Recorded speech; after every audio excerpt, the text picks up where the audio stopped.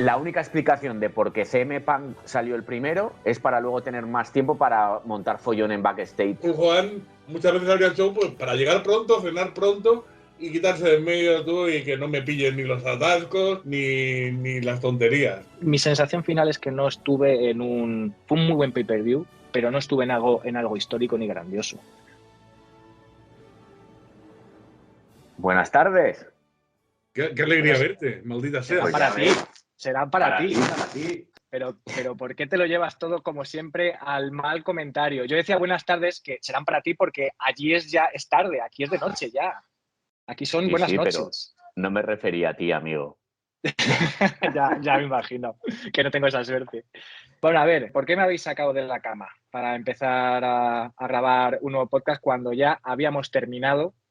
Nuestro contrato ya había terminado. Que además decías, Tony, tú una segunda temporada. ¿Pero qué segunda temporada si no llegamos a tener ni una? Si no llegamos a tener una primera, ¿no? Pero yo lo tengo claro. Lo primero, Frank, que no leíste la letra pequeña del contrato. Era de por vida. Y lo segundo, eso es como cuando Batman, cuando hacías el símbolo en el cielo, aparecía Batman. Pues aquí, cuando hacemos el símbolo, tenemos que aparecer. Y lo segundo, que debido al éxito de mi podcast en solitario, pues creo que queréis aprovecharos un poco de ese éxito. Hombre, evidentemente. A ver, tenemos poco tiempo. Organice. Estamos aquí porque vamos a intentar hacer una pequeña reflexión sobre el impacto que tiene la lucha libre en Europa, en concreto WWE y AEW, también sobre todo en Reino Unido, ¿no?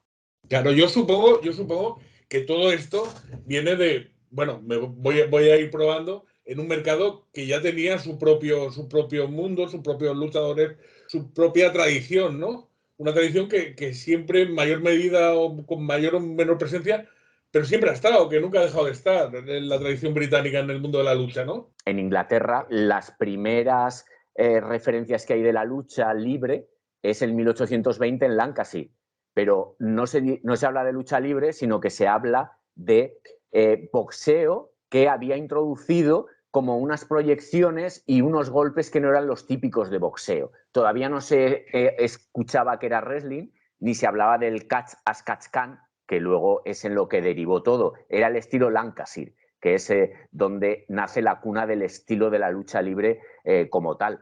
Entonces la tradición inglesa es la mayor que hay. Luego ya, como bien sabéis, esa tradición se va extendiendo por Europa y se extiende a través de los circos, que es donde se va presentando pues, los hombres fuertes y 1000 espectáculos. Ahora que has mencionado que en aquel momento todavía no estaba acuñado el término de wrestling, lucha libre, catch, como quieras llamarlo, ¿cuándo se empieza a conocer este deporte o este deporte de entretenimiento como wrestling? ¿Cuándo se acuña el término? Ya a partir de los 60, de 1800, ya empiezan a hablar de ese catch as catch can, que era pues traducido al castellano como agarra como puedas agarrarlo. Ya se empieza a hablar de ese estilo. La primera vez que llegó la WWF a Inglaterra fue en el año 89. Inglaterra siempre ha sido como la niña bonita de la WWF, pero recordamos que quizás Inglaterra es el primer mercado de lucha libre en Europa y el segundo sería Alemania. Hacías mención de la primera vez que fueron a Reino Unido fue en 1989. Entonces, os lo pregunto por desconocimiento. O sea, ahora sí sabría cuál puede ser uno de los motivos por los que no quieren ir a hacer un pay-per-view o una WrestleMania, como se lleva demandando desde hace 15, 20 años, y es una cuestión de la diferencia horaria, ¿no? ¿En aquella época era por razón de diferencias horarias o era más una cuestión de impacto a nivel de televisión, que no tenían la suficiente audiencia, a pesar de que esos años fueron gloriosos, imagino, fue la época dorada del wrestling? Pero ¿cuál creéis que era la razón para que tardaran tanto en entrar en el mercado europeo, en concreto en el inglés? También por comodidad, porque en Inglaterra no estaba toda esa infraestructura que necesitaba la WWF, pero yo creo que sobre todo sería la infraestructura. Ten en cuenta que si Vince McMahon ve dinero, no le importa las horas ni le importa nada. A él lo que le importa es un beneficio. Ni el país, evidentemente. Da igual los derechos humanos y da igual todo. Lo que no da igual es la pasta. seguramente en aquella época, como no teníamos el acceso inmediato a las noticias de ahora, no habría ningún problema en si se grababa el show, porque no iba a haber noticias ni spoilers de lo que había sucedido y podía emitirse tranquilamente en Estados Unidos un día o dos después y que no... Bueno, existía una cosa que ahora puede resultar un poco rara, pero se publicitaba mucho en la revista, yo lo recuerdo, que existían las líneas calientes, las líneas pues tipo 806, bueno, ponle el prefijo que quieras, pero donde tanto la gente que tenía revistas tipo Observer y tal, como incluso la WWE, que yo recuerdo que lo publicitaba, te daban los últimos cotilleos, las cosas que iban a pasar, las cosas que no se sabían, pero sí podías saberlas, y esa era la manera de enterarse. Pero en general, para el gran público, no habiendo internet, evidentemente podías no tener en cuenta la diferencia horaria sin ningún problema. Para que veáis, por ejemplo, el main event de ese primer... Pero tampoco era como un pay-per-view, sino que incluso se le llamó a ese año 89 el WWF Sky One, porque fue la cadena de televisión que lo emitió. Y el main event era Hulk Hogan contra Randy Savage, nada más y nada menos, con el título en juego. Pero es evidente que parece que yo creo que es lógico, aparte de la tradición, que era un caldo de cultivo básico, el hecho de mantener el mismo idioma. A ver, que la lucha es un idioma universal, pero tener el mismo idioma te permite grabar un programa, grabar cosas que en el resto de Europa te pueden funcionar o no. Era el sitio perfecto para atreverse a, por ejemplo, hacer un SummerSlam 92, que sigue quedando en la retina de todo el mundo como un pay-per-view histórico. También corría el riesgo de irte a un país que no habla inglés. Puedes obtener una reacción nula del público si no entiende lo que está sucediendo. Más que nulo... no conseguir la reacción que ellos buscaban. Sí, te podían pasar cosas raras como que a un luchador que tú lo llamabas de otra manera se le aclamara de otra. Como aquí que cantaban Poliloco, y el Big Morman entendía que le aplaudían a él, que esos cánticos iban a por él, pero no sabía qué estaban diciendo.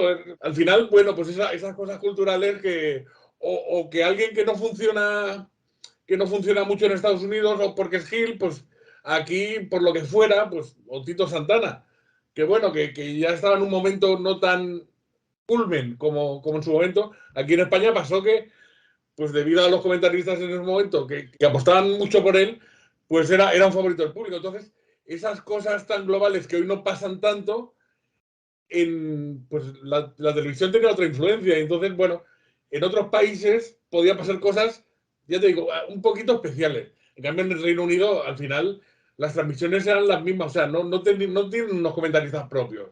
Además, el público español, en el caso que vino, es un público muy caliente. Entonces, en San Jordi retumbaba. Es que parecía eso... Bueno, el que estuvo allí, porque a otros los castigaron y no pudieron ir, pero los que estuvimos allí, eso retumbaba y... Bueno, en el 91 retumbó, de hecho, sí. ¿Qué pasó, Tony? ¿Qué pasó con ese castigo, Tony? ¿Qué pasó? Pues que en el 93 eso, quizás no fui tan buen chaval, no saqué tan buenas notas como debieran ser, y me castigaron sin ir al show de WWF. No. Yo creo que lo que le pasó a Tony es que llamaba mucho a la línea caliente y no solo a la de la WWF. Sino a cualquiera que se me presentara. Pero que en aquel momento, con 15 años, parece que se va a acabar el mundo, ¿sabes? No van a volver. De hecho, no volvieron a España hasta 2006, 2007, Madrid y Barcelona. Pero ya te digo, estuvimos pues 14, 15 años sin ninguna visita, con lo cual, bueno. Aparte de las facilidades que tenemos para poder ver wrestling prácticamente de cualquier empresa, algo que no había hace 15, 16 años, y no es tanto, no es tanto tiempo atrás. Es el tema de incluso la network. Es que ahora la network, ¿cuánto cuesta? €3,99. Y te permite tener todo el catálogo de pay-per-views. Vamos a contar para el que no lo conozca lo que costaba, por ejemplo, una WrestleMania hace 10 años, comprar un pay-per-view en Estados Unidos de WrestleMania. Rondaban los $50, $70, ¿no? Sí. Los pay-per-views normales valían 49,95 y WrestleMania valía 59,95. Unos precios que aún hoy en día me siguen pareciendo excesivos. Eso era una barbaridad, pero se supone que era un precio familiar. No familiar de lo barato, sino porque lo veía todo el mundo. Entonces iban a tu casa, igual estabas toda tu familia y el vecino.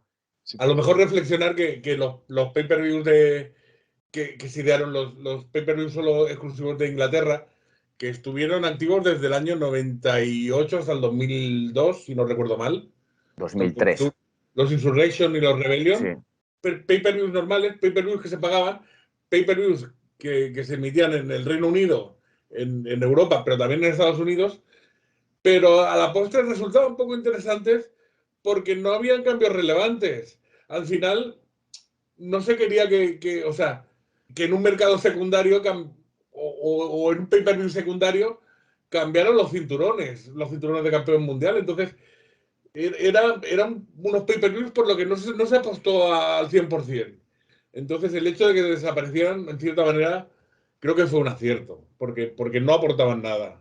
Pero sí que desde 2003 hasta el 22 no hubo nada de pay-per-view en Inglaterra. ¿Podemos considerar el NXT TakeOver de Londres como un pay-per-view? El TakeOver London que se hizo en 2015. Bueno, aquí cuando se habla de los adultos. Entonces, no sé qué decirte. NXT no es ni Raw ni SmackDown. Y ¿se puede considerar pay-per-view? No, vamos a considerarlo como una apuesta que hicieron para posteriormente pues apostar por la liga en Inglaterra de NXT y ya está. Bueno, aquí es donde ya vamos a empezar con los... Iba todo muy bien, estaba siendo tranquilo, agradable, después de un reencuentro de 3 años, porque yo no sé cuándo grabamos el último, puede ser que fuera en 2022 o 2021, no recuerdo. Pero aquí ya cuando se tocan cosas personales... Sí, ahora Bueno, Tony... no, argumente usted, pero yo lo veo un poco como Luis. Argumente, señor No, Fran. estoy de acuerdo con Luis que aunque luego los takeovers se hayan considerado pay-per-views porque fueron creciendo, pero en este caso este fue el primero que se hizo en Inglaterra, vale, no lo vamos a considerar así. Lo de que es menor, empezó siendo menor. Y creo que en 2015 y 2016 se ganó el derecho a estar no solamente a la altura de Raw y SmackDown, sino a estar por encima. O sea, ofrecer unos espectáculos de mayor calidad y algo totalmente diferente y fresco en relación al producto que en teoría deberíamos considerar como principal. Lo que pasa que sí es cierto que siempre se le ha tratado y se ha visto como una liga menor, eso es cierto. O sea, pero bajo mi punto de vista como espectador, gracias a NXT he disfrutado mucho de una época que era horripilante de WWE, horripilante. Sí, pero una cosa es hablar desde el punto de vista de un espectador y otra cosa es hablar desde el punto de vista de negocio. Sí. Y aquí lo que mueve los hilos es el negocio. Y aquí lo que mueve los hilos son los ratings de audiencia, son las asistencias y son las compras. Y la NXT muchas veces yo he llegado a pensar que se ha hecho para contentar a los fans y para darle a un indigente como Shawn Michaels un trabajo en los últimos tiempos. Antes de la pandemia y ahora, para mí no tiene ni punto de comparación con aquella época tan espléndida del 2015, 2016, 2017, que sigo pensando que ensombrecía a cualquiera del roster principal. Hombre, se llegó a hacer un amago de gira por el Reino Unido, se hicieron una fecha y no acabó de funcionar. Hablo amago de gira de shows en televisión. Entonces, todo eso hizo que quizá que se cortara ese tema. Y luego, también estoy de acuerdo con tu reflexión, Fran. ¿Volvemos a retomar el show de Wembley, el primero que se hizo? Sí. Para mí es un show de los que, a ver, se han celebrado como, si no me equivoco, 30 y tantas ediciones de SummerSlam. La que se celebró en Wembley fue mágica. Fue mágica porque, bueno, porque era un escenario diferente, una luz diferente, un país diferente. De alguna manera, el main event se cambió para que fuera... La verdad es que también era un... Si miras combate por combate, habían combates realmente muy buenos, ¿eh? O sea, estando Randy Savage, estando Ric Flair, estando Bret Hart, estando Davey Boy Smith, estando... Bueno, toda la gente que había en aquella época, la verdad es que era una cartelera muy competente. Pero además se apostó por poner el combate por el cinturón intercontinental entre Bret Hart y el British Bulldog con una historia muy bien contada. Empiezas a recordar de los SummerSlam y yo está entre mis 2-3 SummerSlam favoritos de toda la historia. Y lo que hablamos de la importancia de las retransmisiones y de la retransmisión en inglés o no, aquí nosotros lo pudimos ver a través de Telecinco y, por ejemplo, nuestros amigos comentaristas dijeron que la mujer que salió era la mujer de Bret Hart, porque se abrazó con Bret Hart y no era la mujer de Bret Hart. Ese era el nivel, ese era el nivel. Y luego también cuando salió Ric Flair a atacar a Randy Savage y luego también al Ultimate Warrior, evidentemente fue por una cuenta atrás, no cambió el título de manos, pero como dijo Steel, pues nuestro amigo José Luis Ibáñez, un saludo para José Luis Ibáñez desde aquí, que hace mucho que no le saludo. Para Héctor del Mar y para todos vosotros. Y solo quería enviar un saludo a los Fabulous Jovers, que lo disfrutéis mucho. Gracias por acordaros de mí, pero cuidadín con lo que decís, que yo también tengo abogados. Un saludo. Pues dijo que Steel era robar y que le había robado el título. Y en la revista Estrellas de la Lucha Libre salía como campeón del mundo en portada el Ultimate Warrior, porque le había quitado en Wembley el título. Por eso la importancia de los comentaristas, de las historias, y aquí las historias eran las historias que ellos inventaban, no las historias que contaba la WWF como vehículo para llegar pues al desenlace del combate en sí. Me quiere sonar, o a lo mejor me lo estoy inventando, pero ese pay-per-view lo dieron en varias sesiones en España o lo dieron seguido. Yo juraría que era en cachos, ¿no? Que lo dieron por varios. En cachos, sí. Se emitía. No, pero nunca. El sí duraba media hora y se emitía pues en tantos slots como duraba. O sea, si duraba 2 horas, pues en 4 programas de media hora o de 40 minutos. Exacto. Se echaba sábado domingo y la semana siguiente lo que restaba.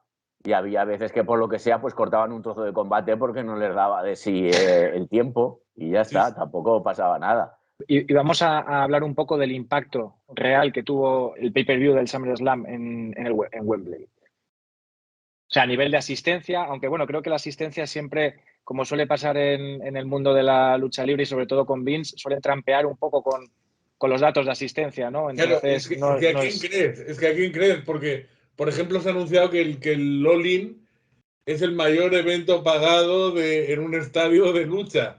Durante mucho tiempo, oficiosamente porque WrestleMania 3, durante mucho tiempo Vince decía que habían sido 93.000 personas, que realmente todos sabíamos que no había sido así, pero no sabíamos de cuánto se había colado. Por ejemplo, ese SummerSlam se habla de 80.300 y pico asistentes, pero ahora que dice Tony lo de Lolín, la Lolín, pues es curioso que ellos querían batir un récord. O sea, la WWE no necesita batir nada. La WWE es a quien tienen que batir. Entonces ellos se habían puesto como pasar a la historia por algo. O sea, ellos tenían que sacar ese dato. No pueden decir el que más asistencia ha tenido, porque el que más asistencia ha tenido fue el de Colisión en Corea. Pues se hablaba de 190.000 espectadores, que es una locura. ¿No les obligaron, perdón que te interrumpa, ¿no les obligaron un poquito?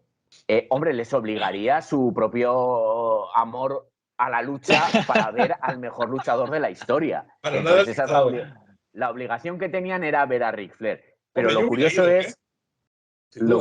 es que lo que dicen es lo siguiente. La Lolín es el evento que han ido la gente de forma voluntaria. O sea que aquí se da, eso es como la política. Le dan la vuelta para parecer que es lo mejor. No, de forma voluntaria. Porque claro, no pueden decir el que más asistencia ha tenido de la historia porque no lo es. Si empezamos a hablar y a tirar de hemeroteca y a tirar de la historia, hay eventos que ha habido más de 100.000 espectadores. Entonces, luego dicen, no, el que ha pagado, porque como Vince McMahon no se le puede tener, pues no se le puede hacer caso a todo lo que dice, Hombre, al final yo creo que Vince, dentro de los estadios, contaba a los trabajadores del estadio, a los que vendían claro. camisetas, a los de seguridad. Entonces, claro, seguramente sí se llegarían a esas cifras que dicen.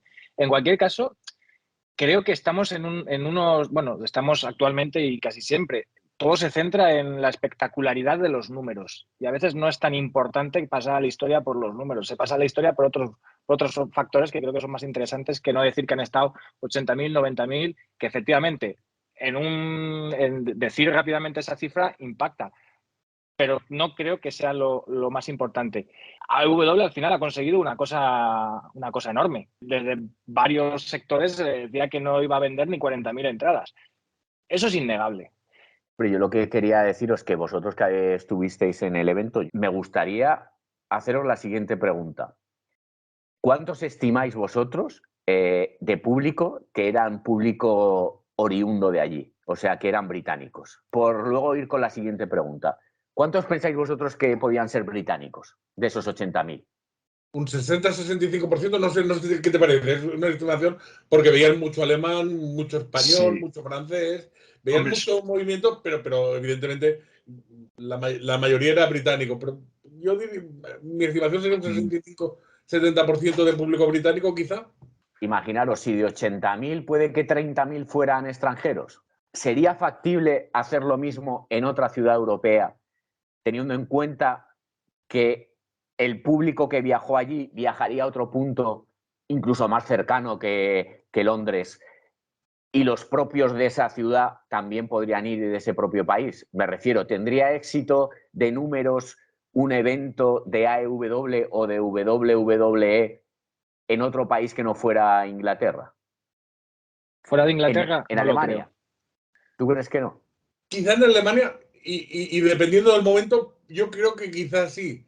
O sea, si hubiéramos venido un tiempo de no hacer mucho tiempo, que hubiera, o sea, que hubiera habido un espacio sin lucha en Europa, quizás sí se da el caso.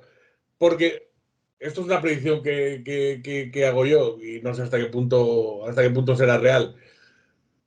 Al parecer, All In ha sido un éxito, All In 2023 ha sido un éxito de público y ventas y etcétera. Pero yo creo que influye mucho el hecho de la ciudad, la primera vez, la sensación de un evento histórico que no te puedes perder. Como estamos hablando del All-In, si queréis también vamos a mencionar que fue antes que el de AEW, el Money in the Bank. Bueno, y yo incluso mencionaría también que no hace tanto se celebró el Clash in the Castle, pero de alguna manera, quizá por la ciudad, quizá por la cartelera, quizá por los resultados, quizá por el planteamiento, se quedó a medias de todo. La impresión que yo me llevo de ese pay-per-view. Es que creo que uno de los principales problemas, independientemente de la cartelera, que eso ya es cuestión de gustos, pero creo que el principal problema de ese pay-per-view fue en los excesivos precios que tenían las entradas. Seguramente fue el pay-per-view con las entradas más caras de los últimos años, si no de la historia. ¿Cuánto pagasteis vosotros por el de la AEW? Estábamos sentados en ringside, en el bloque central, pero no en el primer bloque, no en las primeras 10 filas, sino en un segundo. Y nosotros pagamos 276 libras. Es bastante dinero, pero comparado con los precios de WWE, es barato, porque WWE en ese tipo de asientos te puede cobrar más del doble de lo que estás pagando en este pay-per-view de AEW. Tenemos un ejemplo muy claro. La última WrestleMania que estuvimos, en la 35, tuvimos una entrada de ringside. Creo que estábamos en una fila 14, 15, 16, pegados a la rampa. Esa entrada en su momento, ¿cuánto nos costó, Tony? ¿$400? ¿350, 400? Algo más, porque siempre están los gastos de gestión, pero rondaba eso. Sí. Nosotros en aquel momento fuimos conscientes de que jamás íbamos a estar en una WrestleMania en un sitio parecido. Ya en aquella época. Hoy, la WrestleMania 40, han salido las entradas y me he metido, todos los años lo miro para ver cómo van variando los precios y para saber si en algún momento voy a volver a poder permitirme volver a una WrestleMania. Además, en estos tiempos con el desacierto para el espectador de hacerlo en 2 noches, creo que la cosa se complica porque se duplica todo. Pero bueno, en los asientos donde nosotros estuvimos sentados, ahora mismo, esa entrada de 350 a 400 dólares, no recuerdo, digamos 400, cuesta 1.500. Por noche, estamos de acuerdo. Por noche, una noche. Por eso me refiero que AEW supongo que también irá aumentando los precios con el paso de los años. Tengo mucha curiosidad por ver el año que viene, cuando repitan en Wembley, si van a mantener, que es evidente que no, porque es un negocio y los precios suben y es normal. Pero que en relación a WWE hoy en día es más asequible el tener un buen sitio con AEW que con WWE. Pagar 1.500 euros cada noche es una auténtica locura y está al alcance de muy pocos. ¿Que lo puedes pagar? Claro que lo puedes pagar, pero tienes que hacer un sacrificio muy grande. Es que estamos hablando antes que podías viajar a WrestleMania, incluyendo los 6-7 días que te quedarás en Nueva York, en el país o en la ciudad que fuera, con el Access, con el Hall of Fame, con algún otro show indie que quisieras ir, Ring of Honor, lo que fuera, todo te podía salir más o menos a unos 2.500 euros. Es muchísimo dinero. Ahora es inviable. Es que ahora mínimo te dejas 5.000, 6.000 tirando por lo poco para ir. Vamos, pues eso, Porque no te vas a recorrer medio mundo, no te vas a recorrer medio mundo para ir al gallinero en Texas. Porque no, en mi cabeza no tiene sentido. Hay quien sí puede entenderlo, pero no vas a dejarte un dineral en vuelos, hoteles y tal, y luego estar en el gallinero. Es que eso es un tema complicado, Tony. Es un tema complicado porque si ahora estamos en un momento en el que no se puede viajar y tener unas buenas entradas por esto, entonces las personas, o sea, habrá muchas personas que digan, oye, yo por lo menos quiero decir que he estado allí. También. Y puedo entender, yo es verdad que ya no lo haría, o sea, yo no haría eso. Pero sí entiendo que alguien que a lo mejor no ha podido disfrutarlo porque era muy joven o porque se ha aficionado ahora o lo que sea, entiendo que pueda decir, oye, pues mira, me da igual que aunque no vea nada, pero yo quiero vivir la experiencia de estar. Porque otra cosa que siempre he creído que es muy importante, ya no es tanto el show, sino es el ambiente de los días, de estar allí, el ambiente antes de entrar al show que te encuentras, ahí es donde pasan también siempre anécdotas, la reacción de la gente a los cánticos. Creo que eso también mola vivirlo, aunque estés sentado en la última fila. Pero claro, los precios que tienen ahora hacen que sea muy difícil el poder estar en un sitio cercano. Sí, no, estoy de acuerdo. Viéndolo así, la verdad que tu reflexión también tiene todo el sentido del mundo. Vale, pues entonces estábamos hablando de los récords que han asentado, o sea, que se ha asentado con el show de All In, que Tony Khan, los datos que han dado. Vamos a hablar un poco también del pay-per-view del Money in the Bank que estuvo en Londres un mes y pico antes, que también marcó récords. Quiero recordar, por lo que habíamos visto hace poco, que habían hecho unos beneficios de 5,2 millones. ¿Y cuál era el récord que dijo Triple H en la rueda de prensa acerca de este pay-per-view? El de rendimiento bruto en taquilla, ¿no? Uh-huh. Sí, pero eso también hay que cogerlo con pinzas porque si la asistencia no llegó a 20.000, sí. Si contamos las entradas, ya no cuadra que sea el que más rendimiento haya tenido. Pero querido, la inflación no tiene mucho que ver. La inflación... No, pero claro, es decir, mira, hacemos el evento en un estadio de 10.000 personas, pero vamos a poner los tickets a 1.500 euros, el más barato, y los siguientes a 4.000, a 6.000 euros, entonces el rendimiento es mucho más alto, aunque la asistencia sea menor. Las entradas quizás sean un poco más accesibles porque teníamos la suerte de que lo vendían en combo. Nosotros pagamos por SmackDown y por Money in the Bank 500 y algo. Algo más, 560, 570, más o menos con gastos. Ya convertido, ¿no? En euros. Correcto. ¿Qué dices? Es una barbaridad. Desde luego, son 2 shows. Era SmackDown y un pay-per-view. Y estamos hablando de que asistir ahora mismo a un pay-per-view, lo mismo de antes, es carísimo. De todas maneras, es curioso ver por qué modelo han apostado cada una de las dos empresas, ¿no? WWE podría haber llenado Wembley. Probablemente sí, si presenta un estadio a la altura y una cartelera a la altura, o no lo sabemos. ¿Tú crees que habría llenado Wembley? A lo mejor si se llama WrestleMania sí, y si no se llama WrestleMania no. Podría Vale, ser. efectivamente. Si se hubiera llamado WrestleMania, lo habría llenado. Siendo Money in the Bank, dudo que lo hubiera llenado. ¿Que lo llenaría o no? Si se lo proponen, lo llenan. Y cuando les dé la gana, baten el récord. Verdadero o no, lo batirán. Y ya está. Si hace falta, Sí, comprar a Vince las entradas. Sí, pero yo creo que es lo que dice Tony. Si es WrestleMania, se va a vender por una razón, por la misma que se ha vendido a EW. Sería la primera vez que se hace una WrestleMania. A EW le ha ido también porque la gente está deseosa de ver algo nuevo que no ha venido nunca a Europa. Es la primera vez, es el primer impacto que iban a tener aquí. En cualquier caso, vamos a empezar vosotros y luego termino también dando mi opinión sobre si creéis que este show... Es que el problema son las expectativas con las que han ido construyendo durante meses, con que iba a ser el show más importante, grande, no solamente del año, sino casi de la historia. ¿Qué creéis vosotros? ¿Quién quiere empezar? ¿Habéis leído o escuchado las últimas declaraciones de Eric Bischoff sobre esto? Lo que ha dicho. Sí, pero no estaría de más que nos las refrescara. Sí. Pues que el show de la AEW ha sido un show independiente con esteroides. Esas son las palabras literales que ha dicho.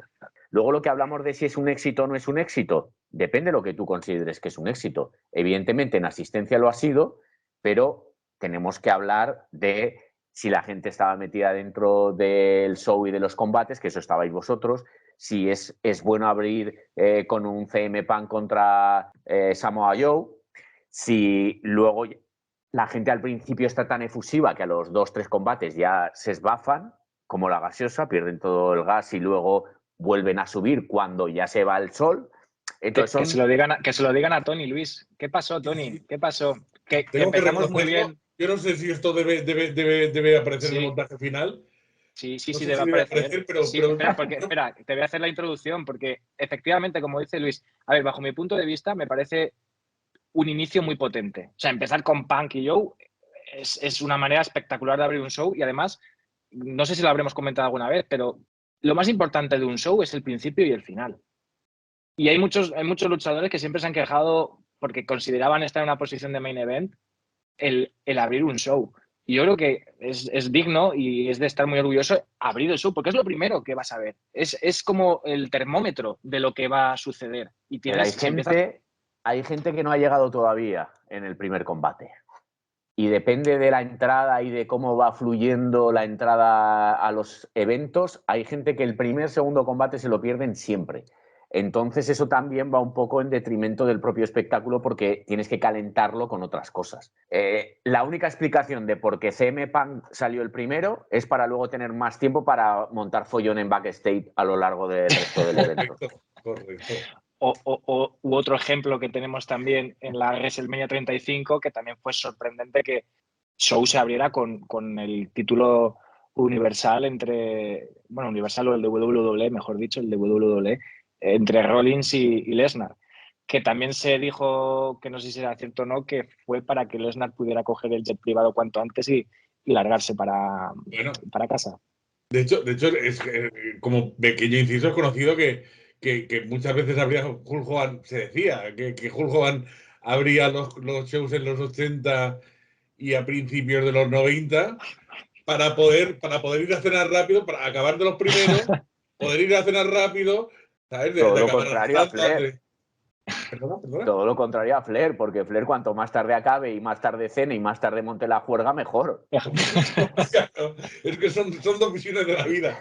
Pero sí, Hulk Hogan, pues eso, muchas veces abría el show, pues eso, para llegar pronto, cenar pronto y quitarse de en medio tú y que no me pillen ni los atascos ni las tonterías. Y la verdad que Flair tenía otra visión de la vida. Pero es curioso eso, porque no sé si antiguamente, desde luego en la época más moderna sí, que es como una falta de respeto. Ha habido problemas, incluso conflictos de luchadores que han abandonado una vez que han hecho su combate, han abandonado y se han largado. Y eso está mal visto. Es que yo creo que entiendo que es una falta de respeto. O sea, todo el mundo te está viendo a ti cuando luchas, pues por compañerismo. Para mí lo suyo sería quedarte, estés en la posición que estés, quedarte y apoyar viendo y aplaudiendo a tu compañero, aunque sea tras bastidores. pero bueno, las divas es lo que tienen. Retomando a la introducción de lo que mencionaba Luis, que es que no puede estar más acertado con lo que ha dicho de un inicio potente que luego llega el aburrimiento. ¿Por qué decimos esto? Porque aquí nuestro querido Tony, el Samoa Joe Punk lo disfrutamos muchísimo, pero ¿qué pasó a partir del segundo combate y con los dos Segundo siguientes? y tercer combate me resultaron un poquito largos, me resultaron un poquito aburridos hasta el punto de que me eché una cabezadilla en cada uno de los dos combates. Se perdió los dos combates enteros. De Bueno, hecho, teníamos el señor que estaba a tu lado, Tony, y alguna vez que me espabilaba veía algo. Pero sí, me quedé pajarito. El segundo y tercer combate me quedé pajarito. El señor que tenías al lado de vez en cuando te miraba y estaba alucinando. O sea, te estaba viendo que... Sí.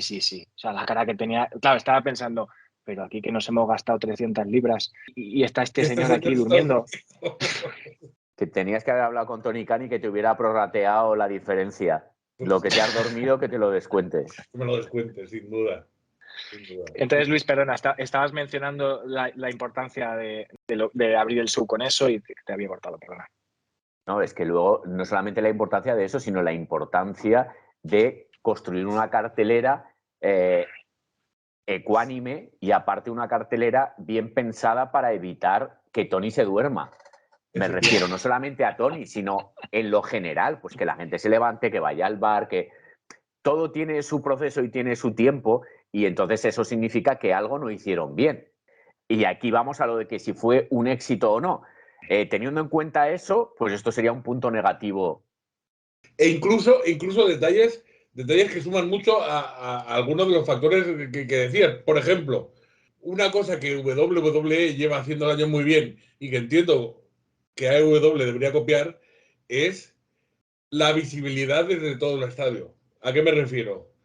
En grandes estadios se montan rampas grandes para que la gente vea al luchador salir, al luchador entrar, al luchador interactuar. Esto no ocurrió, estaban montadas las entradas en plano, de tal manera que desde muchas posiciones no se veían las entradas de los luchadores. ¿Qué pasa? Que eso les resta. Si te estás perdiendo una parte del show... Desconectas. Es verdad que si sonaba el Living Color o escuchabas la canción de Jericho cantada por él, pues son canciones muy potentes que te ponen los pelos de punta pero la mayoría, todas las demás, al no tener contacto visual con de los luchadores, pierdes muchísimo. Y luego encima otro problema, es que en las pantallas no te proyectaban, o sea, no hacían un seguimiento de la entrada del luchador. La ponían unos segundos y cortaban y ponían luego el titantron, ponían el nombre del luchador o el puesto o lo que se fuera. O sea, es que ni siquiera lo podías ver por las pantallas. Y eso es un punto en contra, desde luego. Si una parte no conecta, eso se notará en la reacción del estadio. Entonces, para mí es básico, es importante. Luego también, teniendo en cuenta lo que decís de estar en directo, también se puede discriminar si fue un éxito a nivel televisivo, fue un éxito a nivel en vivo, entonces también son factores que hay que tener en cuenta. A lo mejor a nivel de estar en vivo no lo fue tanto como sí que lo fue a nivel televisivo, porque la visión es totalmente diferente dependiendo de la habilidad de los cámaras. Eso también hay que tener en cuenta. Entonces eso sería lo que hemos comentado de una lista con diferentes factores, puntuar y decir, pues la puntuación global del evento pues tiene un 6,5. Pues ya no es tan importante como considera el resto de gente o como consideran otros que no tienen en cuenta lo que estamos hablando nosotros. Sí. Creo que esa diferenciación nosotros la marcamos y la hablamos allí, y creo que la experiencia en concreto de este show es muy diferente de cómo luce en casa de cómo lució allí. No me atrevería a decir, porque todo también depende del sitio en el que estuvieras, en ringside. O sea, no es lo mismo estar en grada que estar... Entonces, es complicado tratar de decir si fue mejor en directo o en casa. Yo creo que lució más en casa que en el estadio. Además, que también el problema del estadio es que teníamos un combate, el de Stampede, que parte del combate sucedía en backstage, por la grada, pantalla de partida. También lo que sucedía en el ring no se veía mucho porque la gente estaba todo el rato de pie y era era poco visible, entonces creo que sí, seguramente luciera mejor en casa. De lo que estábamos hablando antes, de que no había un escenario elevado para poder ver salir a los luchadores y las luchadoras, a mí también me decepcionó muchísimo. A mí me encanta cuando llego al estadio, intento no ver el día anterior ni nada, si filtran alguna foto de cómo es el stage o el escenario, porque me gusta, es una tontería, pero me gusta cuando llego al estadio y vas caminando por los pasillos, pues entrar y darme la sorpresa de encontrarme algo que espero que va a ser titánico, ¿no? No esperaba que fuera a ser una WrestleMania. Esto no es una WrestleMania, ni se le acerca. Pero cuando entramos lo comentamos. Quizá había gente que sí lo esperara, ¿eh? Desde luego no lo era, como bien No lo dices. fue. No, pero a lo no, mejor no. alguien se lo esperaba, ¿eh? No me refiero a mí, no me refiero a nadie en particular, pero quizá había un poquito una sensación de que podía serlo. No lo sé, dejo ahí la reflexión, ¿eh?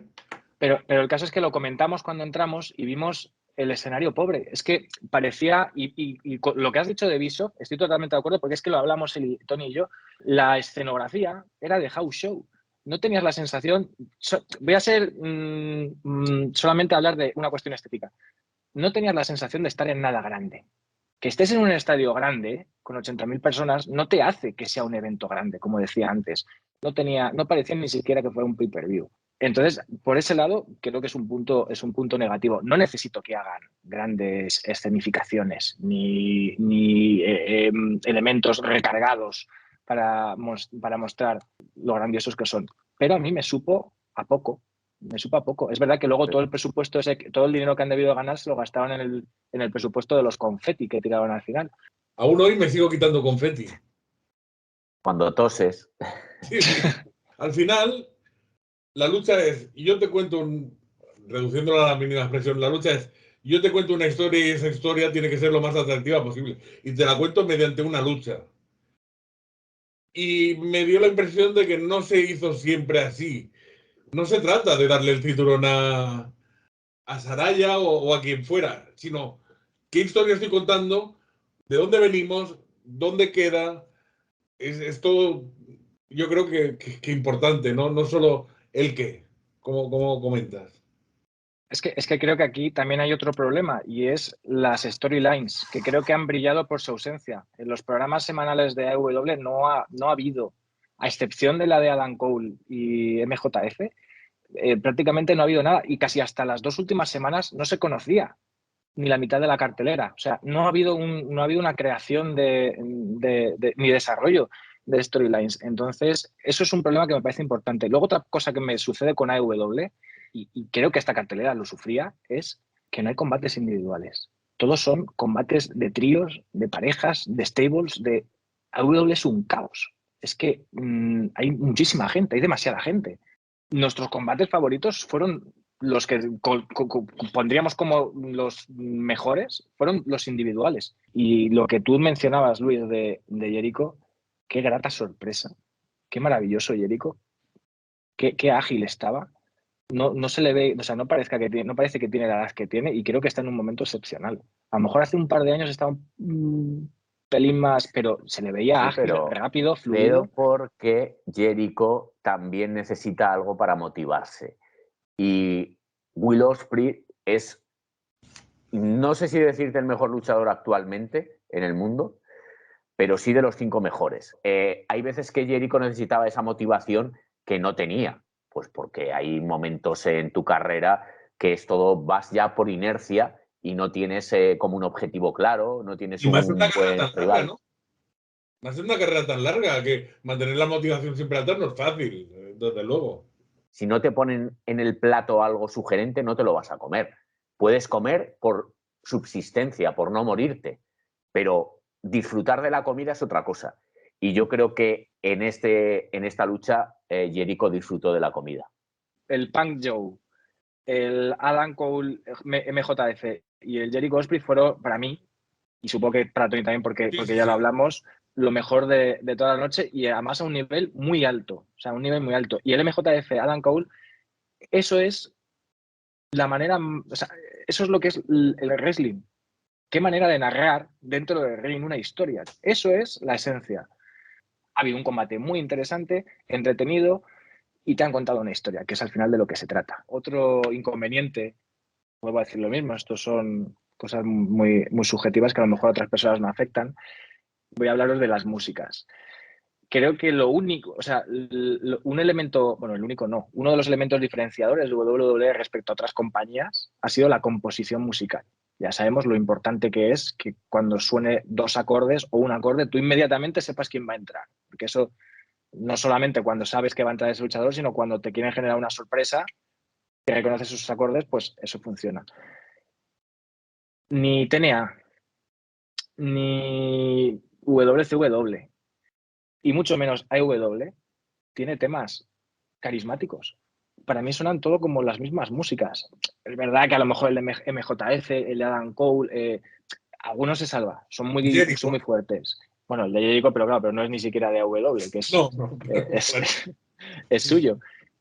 Pero a mí eso también es un punto que hace que en el show, y sobre todo, hay que pensar una cosa, estos shows también tienen que ser pensados para gente o para personas que no los siguen habitualmente. Es decir, tú tienes que tener la posibilidad de que si vas a este show te enteres de lo que está pasando.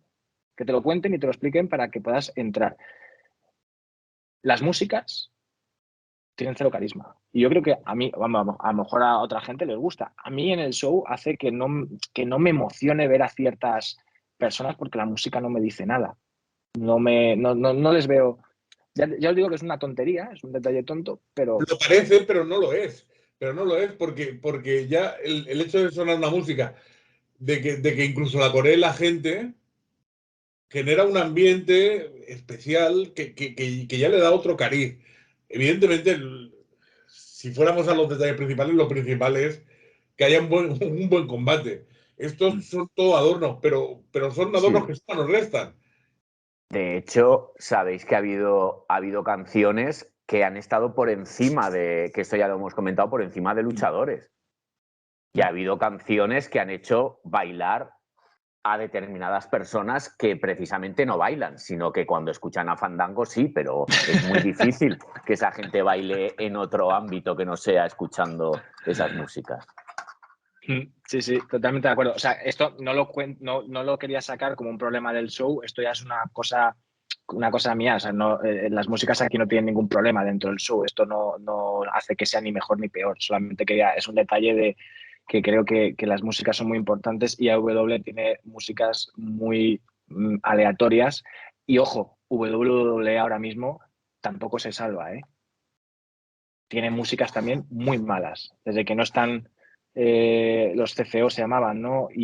O Jim Johnson, ha bajado mucho la calidad. O sea, que no es una cuestión solamente de AEW. WWE también está un poco flojo en ese aspecto. Como ha dicho Fran antes, no estamos aquí, no somos fanboys de la WWE, tampoco somos detractores de AEW, porque yo siempre he entendido que todo lo que sea lucha nos favorece. Y además, todo enriquece. La competencia hace que seamos mejores. Siempre. Y evidentemente, a mí no me molesta nada de AEW. Estamos hablando de cosas que tiene que mejorar para ser pues un poquito superior a lo que es. ¿Que llegará a superar a WWE? Lo dudo. Ojalá me equivoque, porque eso significará que WWE tiene que darle más a la cabeza para mejorar el producto actual. Pero evidentemente hay muchos factores que hacen que algo pueda mejorar y AEW tiene mucho que mejorar todavía. Y fíjate, seguramente que esto puede ser polémico y muchos se tirarán encima. Es indudable que el nivel de combates del pay-per-view de All In era muy alto, de más de 4 estrellas. No sé cuántos habrán puntuado, pero, y que este pero no anule a lo que he dicho de All In, y hablo por Tony también, nos lo pasamos mejor en Money in the Bank.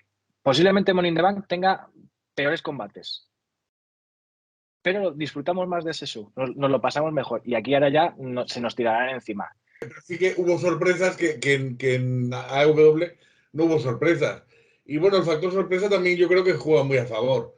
Algún debut, alguna aparición que no te esperabas, no sé, y son ingredientes todo, de un cóctel que WWE lo jugó mejor que AEW. All In no tuvo el sentimiento de que tenía todos los elementos como para ser único, le faltaron elementos. Claro, Y es de que alguna manera Money in the Bank sí los tenía.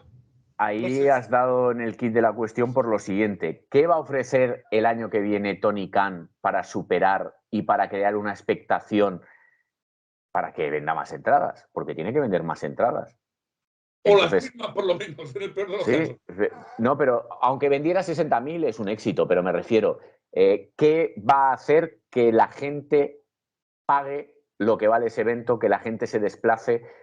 Pero Luis, a lo mejor nosotros, es que no lo sé, yo estoy ahora muy desconectado, como acabamos de llegar de viaje y no hemos leído nada, y da igual, porque al final lo que leas tampoco significa el reflejo de la realidad, pero os pregunto, nuestra sensación es de no haber estado en nada mágico ni único. Esa ha sido nuestra sensación, y no lo decimos con ningún tipo de prepotencia, ni de chulería, ni de nada, ni de querer joder a W. Todo lo contrario, ojalá hubiera sido el show más grande de la historia, ojalá lo hubiera sido. Yo iba con esa disposición de ir a algo único y que le pudiera contar a mis nietos. Pero no ha sido el caso. Entonces, a mí me gustaría saber la percepción real de la gente, porque si sabemos la percepción real de la gente, podremos estimar si el año que viene les va a ir bien las ventas o no. Y eso es lo que a mí me gustaría saber. Yo no sé qué percepción ha habido fuera Pero yo te del diría show. otra cosa también, que la percepción que tiene la gente no se traduce en viajar o en ir a eventos, porque mucha gente opina y no se ha gastado un euro en su vida en nada relacionado con la lucha libre. Para resumir, como hemos comentado, ¿por qué no creemos que haya sido un show histórico? A excepción de las asistencias, y bueno, y casi que ni tampoco comparándolo con otras que ya hemos comentado antes que eran exageradas, como la de Corea, poco o ningún desarrollo de storylines, un stage pobre que no te da la sensación de estar en nada especial, ninguna sorpresa. No necesitas el debut de Edge como se venía rumoreando, de sí, porque Edge ha dejado WWE, va a debutar en no necesitas un Edge, pero sí intentar buscar algo original. No ha habido ningún giro de guión. No ha habido nada que te pudiera sorprender en ese aspecto. Mi sensación final es que no estuve fue un muy buen pay-per-view, pero no estuve en algo histórico ni grandioso. ¿Pagaste más de lo que deberías o no? Buena pregunta. A ver, sí pagaría lo que pagué. Sí pagaría por lo que pagué, porque al final el nivel fue alto. O sea, y simplemente por el esfuerzo de cualquier luchadora a subirse al ring y hacer lo que hacen, creo que merece la pena. Sí, pero ojo, Fran, eso es diferente, ¿eh? Una cosa es el esfuerzo del luchador y otra cosa es la habilidad del promotor para venderte algo atractivo. Eso es diferente. Mira, ¿que los luchadores dentro del ring se ganaron esos 400 euros que pagaste? Sí. ¿Se merece Tony Khan que tú pagaras 400 euros por la entrada que te vendió? El nivel luchístico por parte de todos los talentos, sin ninguna duda. Bueno, por supuesto, un nivel altísimo. A nivel general, todo de contenido, y lo siento, es que tenemos que hablar de todo el conjunto de lo que se ve, no solamente de lo que sucede dentro del ring, todo. Para mí no. ¿Que me arrepiento de haber ido? Me lo paso bien en cualquier show. En un show indie con 50 personas o en uno con 81.000. No es una cuestión de tamaño ni de empresa, ni de nombre. Pero yo lo siento, hablo de mi sensación y yo salí pues sin esa sensación de haber estado en algo mágico. Y volvemos quizá a algo de siempre, es la expectativa contra la realidad. A lo mejor se nos había vendido algo, una expectativa superior a la realidad que se nos iba a vender, y por eso a lo mejor no te deja tan satisfecho como si hubieras tenido mucha menos expectativa. Pero Tony, el espectador de lucha libre es el espectador que más películas tiene en la cabeza. Desde luego. El seguidor de lucha libre es el seguidor que más espera de todo. Sí. Espera que vuelvan luchadores que sabes que no van a volver nunca. Esperas que es campeón tal persona que no lo va a ser. Bueno, no iba a suceder. Pero es que la lucha libre tiene esa magia de que en teoría sí puede pasar todo. La lucha libre tiene esa magia y quizás de eso peca el espectador de la lucha libre, que se ha hecho todas las historias posibles en la cabeza. Pero es que eso es lo más seductor, que todo esto se alimenta de todo lo que tú te imaginas en la cabeza que puede suceder. Y esos momentos antes de que sucedan, todo ese tiempo que pasa hasta que tú llegas al evento y lo ves, es casi más atractivo y bonito que el evento en sí, una vez que ya ha pasado. ¿En qué otro deporte ese soñar? Hay deportistas que hayan ejercido en 7 décadas distintas? Pues solo eso pasa en la lucha libre. O sea, luchadores que hayan luchado con 20, con 30, con 40, con 50, con 60 y con 70 y con 80 años. La lucha libre es ese mundo mágico donde casi todo puede pasar. Pero Luis, que no pasa. Pero muchas veces no pasa. Y Luis, tú como desde casa, ¿qué opinión te merece a ti lo que viste? A mí la opinión que me merece es que fue un evento que quiso y no fue. No se le puede restar ningún mérito a Tony Khan ni la AEW por el impacto que ha tenido a nivel mundial el que llegue a los números que llegue en un país extranjero, que haya movilizado a casi toda Europa a poder ver en vivo ese evento, pero que hay cosas que carece todavía la AEW. Evidentemente, la calidad de lucha, desde mi punto de vista, es superior a la WWE en muchas ocasiones. Pero a nivel de empresa, que es lo que hemos hablado, y a nivel de dinero, eso es diferente. Luego hace falta saber si a ellos les salen las cuentas o no. Y si el papá Khan llegará un momento que se cansará y cierre el grifo y Tony tenga que coger e inventarse otra cosa. Pero de momento todo esto nos beneficia a los espectadores porque estamos viendo algo que hasta ahora no lo veíamos. Pero a nivel de este evento se esperaba más y también se esperaba diferentes cosas que no hemos visto. Yo no deseo otra cosa que haya mejor competencia, más lucha, mejor contada y porque eso nos beneficia a todos. A la W porque dará mejor producto. A los fans porque tendremos donde elegir. Y a AEW porque tendrá más exposición, con lo cual todos ganamos. Bueno, pues creo que es un buen momento para ir cerrando. No sé si al final hemos hablado exactamente de lo que habíamos dicho al principio. Yo creo que sí, ¿no? Que se ha entendido que ha habido esas pequeñas pinceladas, pero como siempre vamos derivando a otros asuntos porque nos va llevando así la conversación. Pero bueno, yo creo que más o menos ha quedado contado muy, muy por encima el mercado inglés, ¿no? El mercado europeo. Y bueno, pues yo no sé si me apetece próximamente grabar un nuevo podcast o este será el último y definitivo. No sé vosotros cómo lo veis. Yo he disfrutado como un gorrino. Como un gorrino. Como un gorrino en una pocilga, maldita sea. Yo me lo paso. Hombre, yo lo que te iba a decir también es que la pregunta que te he hecho yo sobre el dinero que has pagado, sí. La pregunta es la siguiente a nuestros espectadores. ¿El dinero que habéis pagado es suficiente para lo que os hemos ofrecido? Ah, ¿que no habéis pagado nada? Pues entonces, ¿qué coño vas a exigir? ¿Qué queréis? ¿Qué queréis? El problema es, claro, ya no es que queramos seguir haciéndolo o no, que eso puede ser o no. Creo que el principal problema de seguir, Luis, es tuyo. Y te digo por qué. Porque tú ahora tienes un caché que no sé si vamos a poder pagar. Entonces, por eso no sé si íbamos a poder continuar haciendo. Tú esto lo puedes dejar, pero tú fíjate si tengo caché que me quedé solo en mi podcast, porque hay ritmos que no se pueden llevar. Vosotros sabréis si podéis seguir o no. Bueno, pues ya veremos. Entonces nos despedimos aquí, ya veremos si podemos seguir o no. Pues lo dicho, muchas gracias, como siempre, a las 2 o 3 personas que nos escuchen y nos vemos o no en el siguiente, ya veremos.